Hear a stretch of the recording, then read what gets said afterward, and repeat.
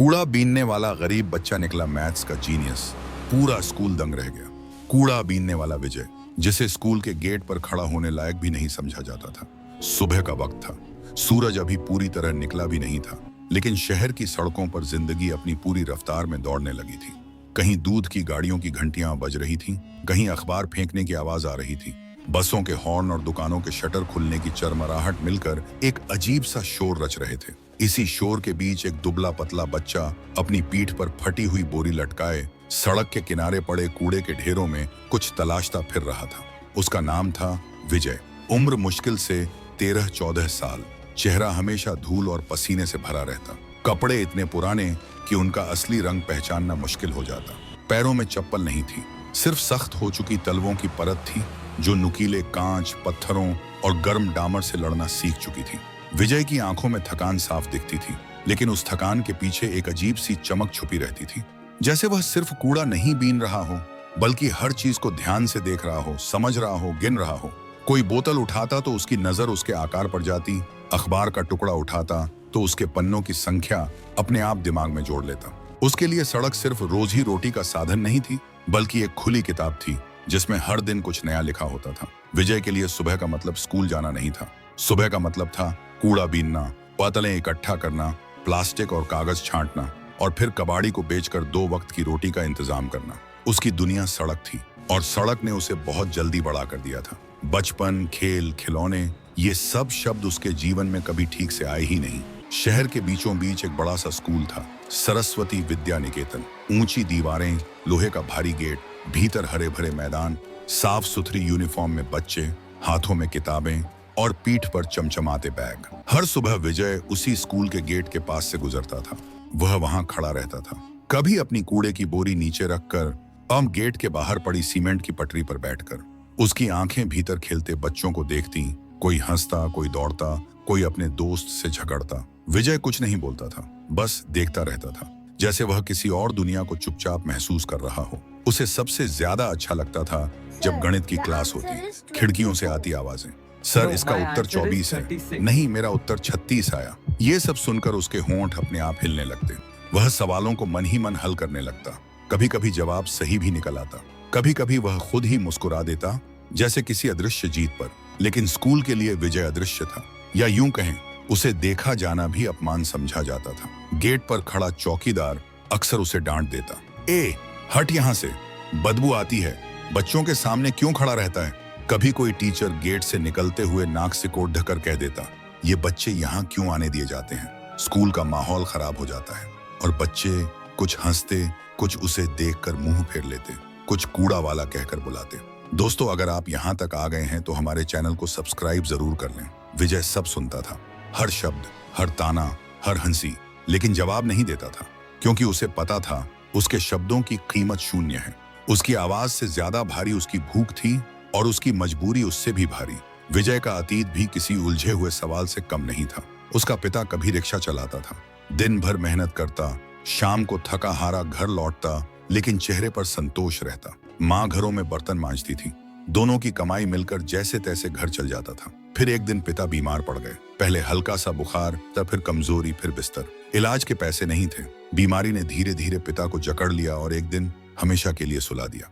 माँ ने बहुत कोशिश की, ज्यादा घरों में काम किया, देर रात तक बर्तन मांजे, लेकिन शहर बेरहम होता है। एक रात माँ भी तेज बुखार में जलती रही। सुबह होते होते वह भी चली गई। उस दिन विजय रोया नहीं, क्योंकि भूख ने उसे रोने का समय ही नहीं दिया। माँ के जाने के अगले दिन ही उसने कूड़े के ढेर में हाथ डाल दिया। तभी से कूड़ा ही उसका सहारा बन गया। दिन बीतते गए, विजय का जीवन उसी गेट और उन्हीं सड़कों के बीच सिमट गया, लेकिन उसके भीतर कुछ था जो हर दिन बढ़ता जा रहा था। सवालों को समझने की आदत। वह चीजों को जोड़ता, घटाता, तुलना करता। कबाड़ी कितना पैसा देगा, आज कितनी बोतलें मिली, कल से कितना ज्यादा, ये सब उसके दिमाग में अपने आप हिसाब बनाते रहते। एक दिन स्कूल के नोटिस बोर्ड पर एक बड़ा सा पोस्टर लगाया गया। रंगीन अक्षरों में लिखा था, इंटर स्कूल मैथमेटिक्स चैलेंज, देश भर के स्कूलों के लिए खुली प्रतियोगिता। एक खास सवाल जिसे हल करने पर स्कूल का नाम राष्ट्रीय स्तर पर जाएगा। पूरा स्कूल उत्साह में था। मैथ्स के सबसे बड़े टीचर प्रोफेसर दिग्विजय खुद इस प्रतियोगिता को संभाल रहे थे। उनकी उम्र 55 के करीब थी। सफेद होते बाल, मोटे चश्मे और गणित में अहंकार की हद तक आत्मविश्वास। कहा जाता था कि प्रोफेसर दिग्विजय ने अपनी जिंदगी का आधा हिस्सा एक खास गणितीय समस्या पर लगा दिया था। एक ऐसा सवाल जिसे दुनिया के बड़े बड़े गणितज्ञ भी हल नहीं कर पाए थे। 16 साल, पूरे 16 साल, और अब वही सवाल इस प्रतियोगिता का हिस्सा बनने वाला था। उस दिन स्कूल के बाहर विजय रोज की तरह खड़ा था। भीतर से असामान्य शोर आ रहा था। बच्चे उत्साहित थे, टीचर चर्चा कर रहे थे। तभी हवा के एक झोंके से नोटिस बोर्ड पर लगा पोस्टर ढीला हुआ और उसकी एक प्रति उड़ती हुई गेट के बाहर आ गिरी। विजय की नजर उस पर पड़ी। उसने कागज उठाया। कागज पर लिखे गणितीय चिन्ह, अंक, समीकरण, उसकी आंखें वहीं ठहर गईं। दिल तेज धड़कने लगा। ऐसा लगा जैसे किसी ने उसके भीतर कोई स्विच ऑन कर दिया हो। वह जमीन पर बैठ गया, अपनी कूड़े की बोरी को तकिया बना लिया और पोस्टर को घूरने लगा। लोग आते जाते रहे, किसी ने ध्यान नहीं दिया। कोई उसे वैसे भी ध्यान देने लायक नहीं समझता था। लेकिन विजय अपने ही संसार में डूब चुका था। उस सवाल में जिसे पढ़ते ही उसके दिमाग में कुछ क्लिक कर गया था। उसने आसपास पड़े टूटे हुए चौक के टुकड़े उठाए, शायद किसी बच्चे ने फेंक दिए होंगे। उसने फुटपाथ पर पहली लाइन खींची, फिर दूसरी, अंक लिखने लगा। उसकी उंगलियां हल्की सी कांप रही थीं, लेकिन दिमाग पूरी तरह साफ था। उसने सवाल को छोटे छोटे हिस्सों में तोड़ा, फिर उन हिस्सों के भीतर छिपे पैटर्न को देखा। हर कदम के साथ उसका भरोसा बढ़ता गया।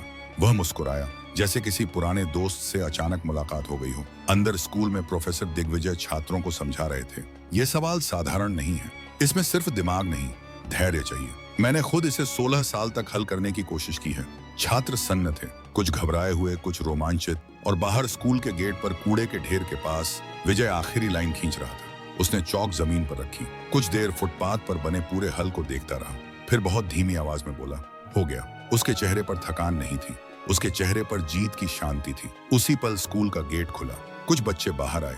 उनकी नजर अचानक फुटपाथ पर बने उन अजीब से चिन्हों और समीकरणों पर पड़ी। एक बच्चा रुक गया, फिर दूसरा, फिर तीसरा। उनमें से एक ने हैरानी से कहा, ये तो वही सवाल है जो सर ने दिया था। बच्चे की आवाज में हैरानी साफ थी। विजय ने सिर उठाकर उनकी तरफ देखा। उसकी आंखों में डर नहीं था, न ही कोई अपराध बोध, बस वही सादगी थी, जैसे उसने कुछ असामान्य किया ही न हो। वह फिर से फुटपाथ पर बने समीकरणों को देखने लगा, मानो वे उसकी अपनी निजी चीज हों, जिन्हें छूने का किसी और को अधिकार न हो। धीरे धीरे 3-4 बच्चे उसके चारों ओर इकट्ठा हो गए। कोई झुककर ध्यान से देख रहा था, कोई एक एक स्टेप को उंगली से ट्रेस कर रहा था। एक बच्चे ने जेब से मोबाइल निकाला और तस्वीर लेने लगा। अरे ये तो गलत नहीं लग रहा, पूरा सॉल्यूशन है, स्टेप बाय स्टेप लिखा है। उनके चेहरों पर मजाक नहीं था, वहां भ्रम था, ऐसा भ्रम जो किसी ठोस सच्चाई से टकराकर पैदा होता है। वे समझ नहीं पा रहे थे कि जो सवाल उन्हें क्लास में सिरदर्द दे रहा था, वह यहाँ स्कूल के बाहर फुटपाथ पर इतनी शांति से कैसे पड़ा है। उसी पल चौकीदार की कड़क आवाज गूंजी, अरे तुम लोग यहाँ क्या कर रहे हो, हटो यहाँ से। बच्चे पीछे हट गए, लेकिन उनकी आंखें अब भी जमीन पर लिखे समीकरणों से चिपकी हुई थीं। उनमें से एक ने जाते जाते धीमी आवाज में कहा, सर को बताना पड़ेगा। कुछ ही मिनटों में यह बात स्कूल के भीतर फैलने लगी। पहले गणित की क्लास में, फिर स्टाफ रूम में, और फिर पूरे कॉरिडोर में फुसफुसाहट बनने लगी। गेट के बाहर कूड़ा बीनने वाले बच्चे ने पूरा सवाल हल कर दिया। कई लोगों ने इसे अफवाह समझा, कुछ हंस पड़े, बच्चों की शरारत होगी, कुछ ने कंधे उचका दिए, किसी ने मजाक किया होगा। लेकिन जब एक छात्र ने मोबाइल में खींची हुई तस्वीर प्रोफेसर दिग्विजय को दिखाई, कमरे का माहौल बदल गया। दिग्विजय ने चश्मा ठीक किया, तस्वीर को ध्यान से देखा, झूम किया, फिर और झूम किया। एक एक स्टेप, एक एक ट्रांजिशन। उनकी भौहें धीरे धीरे सिकुड़ने लगी। उनके चेहरे से आत्मविश्वास गायब होने लगा और उसकी जगह एक अनजानी बेचैनी उभर आई। ये तरीका, उन्होंने खुद से बुदबुदाया, यह वही तरीका था जिस तक पहुंचने में उन्हें 16 साल लगे थे। वही लॉजिक, वही ब्रेकडाउन, वही अंत, और वह सब फुटपाथ पर टूटे हुए चौक से लिखा हुआ था। उस बच्चे को यहाँ बुलाओ। उनकी आवाज में आदेश था, लेकिन भीतर कुछ और ही चल रहा था। अविश्वास, झुंझलाहट, और कहीं बहुत गहरे एक हल्की सी चोट। चौकीदार को भेजा गया। कुछ देर बाद विजय को स्टाफ रूम के बाहर खड़ा कर दिया गया। उसके हाथ में अब भी कूड़े की बोरी थी, पैरों पर धूल जमी थी, और कमरे के भीतर बैठे सभी लोगों की नजरें उसी पर टिक गई थी। नाम क्या है? दिग्विजय ने बिना किसी भाव के पूछा। विजय, आवाज धीमी थी लेकिन साफ। तुमने ये सवाल हल किया? विजय ने सिर हिलाया। हाँ, एक टीचर हल्का सा हंस पड़ा। मजाक मत करो, ये इंटरनेशनल लेवल का सवाल है। विजय चुप रहा। दिग्विजय ने कुर्सी से उठते हुए कहा, चलो ब्लैक बोर्ड पर दिखाओ। विजय को क्लासरूम में ले जाया गया। वही कमरा जिसे वह रोज बाहर से देखा करता था, वही खिड़कियां जिनसे आवाजें आती थीं। आज वह अंदर खड़ा था, बोर्ड के सामने। पूरी क्लास, कई टीचर और प्रोफेसर दिग्विजय सबकी नजरें उसी पर थीं। शुरू करो, दिग्विजय बोले। विजय ने चौक उठाई। उसके हाथ नहीं कांपे। उसने पहला स्टेप लिखा, फिर दूसरा, फिर तीसरा। कमरे में सिर्फ चौक की आवाज गूंज रही थी। हर नई लाइन के साथ कुछ टीचरों की आंखें और फैलती जा रही थी। ये सब कहाँ सीखा? बीच में एक टीचर ने टोका। विजय रुका, थोड़ी देर सोचा, फिर बोला, कहीं से नहीं, बस समझ में आया। दिग्विजय कुछ नहीं बोले, वे बस देखते रहे। जब आखिरी लाइन पूरी हुई तो बोर्ड पर वही उत्तर था, सटीक, साफ, निर्विवाद। पूरे कमरे में जैसे हवा थम गई हो। दिग्विजय धीरे धीरे आगे बढ़े। उन्होंने बोर्ड को देखा, फिर विजय को देखा। उनके चेहरे पर पहली बार अहंकार नहीं था। वहां एक सवाल था, क्या यह सच में मुमकिन है? तुम्हें पता है यह सवाल क्या है? उन्होंने पूछा। गणित का सवाल, विजय ने सरलता से कहा। पीछे से किसी ने फुसफुसाकर कहा, यह वही सवाल है जिस पर सर 16 साल से काम कर रहे हैं। विजय की आंखें उठी। उसने दिग्विजय की तरफ देखा, फिर धीरे से बोला, माफ कीजिए, मुझे नहीं पता था। उस वाक्य में न घमंड था, न जीत का शोर, बस सच्चाई थी। स्कूल में जैसे तूफान आ गया। कुछ टीचर उसे प्रतिभा कह रहे थे, कुछ इसे संयोग मान रहे थे, कुछ को डर था अगर बाहर बात फैल गई तो। लेकिन बच्चे, वे चुप थे। वे उसी विजय को देख रहे थे जिसे वे रोज गेट पर देखते थे, नजरअंदाज करते थे। आज वही उनसे आगे खड़ा था। दिग्विजय ने गहरी सांस ली, फिर कहा, इसे प्रतियोगिता में शामिल किया जाएगा। स्टाफ रूम में हंगामा मच गया।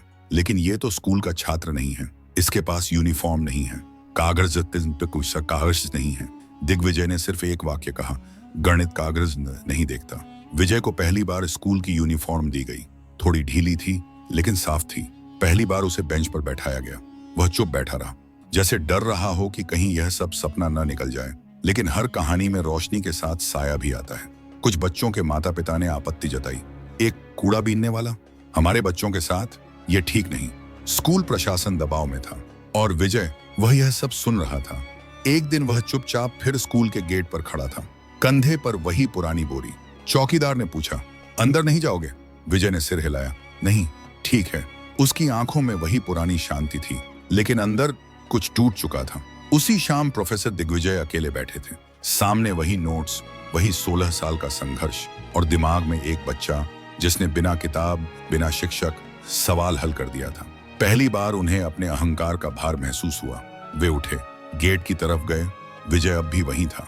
तुम गलत जगह खड़े हो, दिग्विजय बोले। विजय चौंका। तुम्हारी जगह कूड़े के पास नहीं है, तुम्हारी जगह सवालों के बीच है। विजय कुछ नहीं बोला, लेकिन उसकी आंखों में पहली बार नमी थी। विजय स्कूल के गेट पर खड़ा था। कंधे पर वही पुरानी कूड़े की बोरी लटकी हुई थी, लेकिन उसके भीतर कुछ बदल चुका था। प्रोफेसर दिग्विजय के शब्द उसके कानों में गूंज रहे थे, तुम्हारी जगह कूड़े के पास नहीं है, सवालों के बीच है। उसने आसमान की तरफ देखा। शाम ढल रही थी, सूरज लाल हो चुका था, जैसे दिन भर की थकान के बाद वह भी सुस्त होकर विदा ले रहा हो। विजय को लगा जैसे उस लालिमा में उसका नाम भी कहीं लिखा हो। लेकिन जिंदगी इतनी आसानी से किसी को अपनाती नहीं। अगले दिन स्कूल में एक आपात बैठक बुलाई गई। प्रिंसिपल, कई सीनियर टीचर, मैनेजमेंट के लोग और कुछ नाराज अभिभावक। कमरे का माहौल बोझिल था। हम अपने बच्चों का भविष्य दांव पर नहीं लगा सकते, एक अभिभावक ने कहा। एक कूड़ा बीनने वाला हमारे स्कूल की पहचान? अगर मीडिया को पता चला तो? हर तर्क के पीछे डर था और डर के पीछे अहंकार। प्रोफेसर दिग्विजय चुपचाप सब सुनते रहे। जब सभी बोल चुके तो उन्होंने धीरे धीरे सिर उठाया। मैंने 16 साल एक सवाल के पीछे लगा दिए, उन्होंने शांत आवाज में कहा, और वह सवाल इस बच्चे ने फुटपाथ पर हल कर दिया। कमरे में सन्नाटा छा गया। अगर हम इसे बाहर निकालते हैं, दिग्विजय बोले, तो हम गणित को नहीं अपने डर को बचा रहे होंगे। प्रिंसिपल ने लंबी सांस ली, कुछ पल सोचकर बोले, प्रतियोगिता में उसे भेजा जाएगा, लेकिन आखिरी फैसला सवाल के जवाब पर होगा। प्रतियोगिता का दिन आ गया। बड़ा सा ऑडिटोरियम, देश के नामी स्कूलों के छात्र, किसी के हाथ में लैपटॉप, किसी के सामने मोटी किताबें, महंगे सूट, चमचमाते जूते, आत्मविश्वास से भरे चेहरे, और उनके बीच विजय। सादा कपड़े, बाल ठीक से कटे नहीं, आंखों में वही शांति। कुछ बच्चों ने उसे पहचान लिया। वही है ना, गेट वाला? फुसफुसाहट हुई। विजय ने सुना, लेकिन उसकी नजर सामने रखे सवालों पर टिक गई। अंतिम राउंड में वही सवाल आया, वही जिस पर प्रोफेसर दिग्विजय 16 साल तक उलझे रहे थे। पूरे हॉल में सन्नाटा छा गया। घड़ी की सुई टिक टिक कर रही थी, कलमें रुक रुक कर चल रही थी। कुछ प्रतिभागी हार मान चुके थे, कुछ के चेहरे पर घबराहट साफ थी। विजय ने आंखें बंद की। उसके सामने कूड़े के ढेर उभर आए, फुटपाथ, टूटी चौक, और वह पहला दिन जब उसने जमीन पर बैठकर सवाल हल किया था। उसने आंखें खोली, कलम उठाई, लाइन दर लाइन। उसके हाथ नहीं कांपे, जैसे वह किसी सवाल को नहीं, किसी जानी पहचानी राह को पार कर रहा हो। समय समाप्त हुआ। विजय ने पेपर आगे बढ़ा दिया। घंटों बाद परिणाम घोषित हुआ। जजों के चेहरे बदले हुए थे। एक ने माइक संभाला। इस प्रतियोगिता के इतिहास में पहली बार इस प्रश्न का संपूर्ण समाधान मिला है। पूरा हॉल जैसे सांस रोककर सुन रहा था। विजेता है विजय। कुछ पल चुप्पी रही, फिर तालियां बजीं, पहले धीमी, फिर तेज, फिर पूरे हॉल में गूंजती हुई। प्रोफेसर दिग्विजय की आंखें भर आईं। मीडिया टूट पड़ा। कूड़ा बीनने वाला बच्चा बना गणित का जीनियस। फुटपाथ से फॉर्मूले तक। प्रतिभा गरीबी नहीं देखती। विजय कैमरों के सामने चुप खड़ा रहा। किसी ने पूछा, आप क्या बनना चाहते हो? विजय ने थोड़ी देर सोचा, फिर बोला, ऐसा इंसान जो किसी को गेट के बाहर खड़ा ना देखे। कुछ महीनों बाद वही विजय उसी स्कूल की क्लास में बैठा था। अब यूनिफॉर्म उसकी थी, किताबें उसकी थी, गेट पर वही चौकीदार खड़ा था, लेकिन अब नजरें सम्मान से झुकी हुई थी। प्रोफेसर दिग्विजय बोर्ड पर सवाल लिख रहे थे और पीछे बैठा विजय हल्की सी मुस्कान के साथ देख रहा था। अब उसकी पढ़ाई का पूरा खर्च प्रोफेसर दिग्विजय उठा रहे थे। उन्होंने उसे सिर्फ पढ़ने का मौका नहीं दिया था, बल्कि भरोसा भी दिया था। समय बीता, विजय ने पढ़ाई पूरी की। उसने वो किया जो उसने कभी सपने में भी नहीं सोचा था। उसने अपने जैसे बच्चों के लिए मुफ्त शिक्षा की शुरुआत की और स्कूल के गेट के पास एक छोटा सा बोर्ड लगा दिखाई देता था, प्रतिभा को मत आंकिए, मौका दीजिए। दोस्तों, अगर आपको वीडियो अच्छा लगा हो तो वीडियो को एक लाइक जरूर करें और कमेंट में अपनी राय जरूर बताएं।